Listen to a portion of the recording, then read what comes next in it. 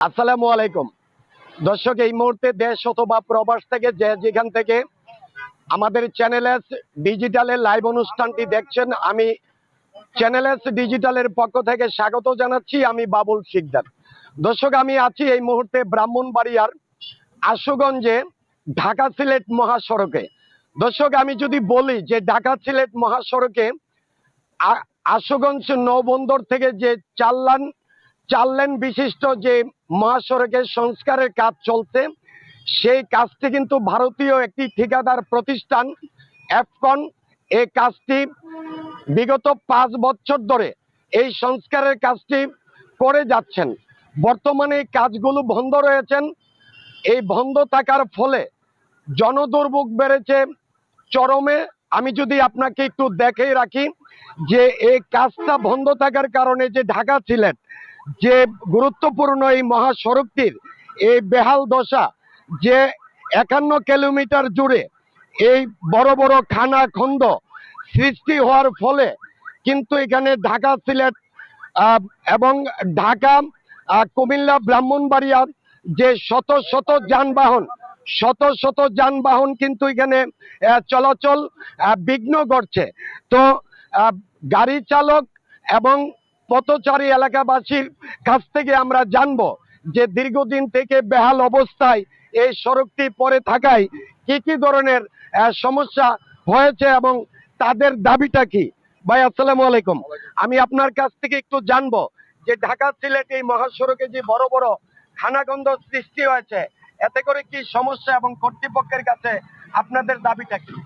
এই ঢাকা মহাসড়ক একটি গুরুত্বপূর্ণ মহাসড়ক। এই সড়কের দীর্ঘ অনেক বছর ধরে 5-7 বছর ধরে কিন্তু করা হয় না, সংস্কার করা হয় না। অনেক বড় বড় গর্ত হয়ে গেছে, যেমন গাড়ি ঘোড়া চলতে অসুবিধা হচ্ছে, তার পাশাপাশি জনসাধারণেরও চলতে অসুবিধা। আমি প্রতিপক্ষের কাছে বিনীত অনুরোধ করব খুব দ্রুত এটা সংস্কার করার জন্য, এবং আপাতত যাতে এটা একটা লিপিলারি করা হয় এবং গাড়ি যাতে চলতে পারে এটা উপযোগী করে দেওয়ার জন্য। ধন্যবাদ মাননীয় সাংবাদিক ভাই। যাকে ধন্যবাদ আপনাকে, আপনি একটু থাকবেন প্লিজ। আমি আরেকজনের কাছ থেকে একটু জানবো।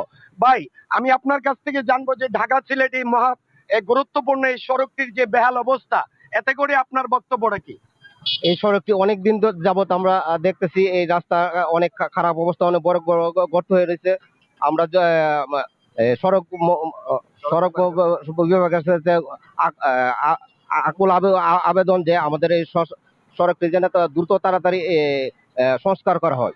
দর্শক, শুনছিলেন যে এলাকাবাসী এবং যারা ভুক্তভোগী রয়েছেন তাদের বক্তব্য।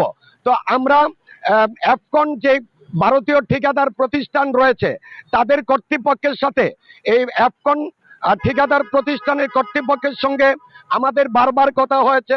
ব্রাহ্মণবাড়িয়া জেলা প্রশাসক মহোদয়ের সঙ্গে আমাদের বারবার কথা হয়েছে। আপনারা জানেন যে বিভিন্ন টেলিভিশনে এবং বিভিন্ন পত্রিকাতে এই ঢাকা সিলেট মহাসড়ক নিয়ে কিন্তু অনেক সংবাদ প্রচার বা প্রকাশ হয়েছে। আমরা তাদের কাছ থেকে যেমনটা জেনেছি যে 2020 সাল থেকে তাদের এই কাজ চলমান। তাদের যে 2020 সালে যে কন্ট্রাক্ট হয়েছিল, এখন বর্তমানে মালামালের দাম বৃদ্ধি হওয়ার কারণে তাদের এখন এই কাজটা করে তাদের পোষাচ্ছে না, এমনটাই বলছেন তারা। সড়ক ও জনপথ বিভাগের কাছে মন্ত্রণালয় বরাবর তারা আবেদন করেছে এই কন্ট্রাক্টটি আবার নতুন করে তাদের সঙ্গে চুক্তি করার জন্য। যদি নতুন করে চুক্তি করা হয় তাহলেই তারা এই সংস্কারের কাজ করবেন বলে আমাদেরকে জানিয়েছেন। তবে দর্শক, এই ছিল ব্রাহ্মণবাড়িয়া আশুগঞ্জ থেকে সর্বশেষ বাবুল শিকদার, চ্যানেল এস, ব্রাহ্মণবাড়িয়া।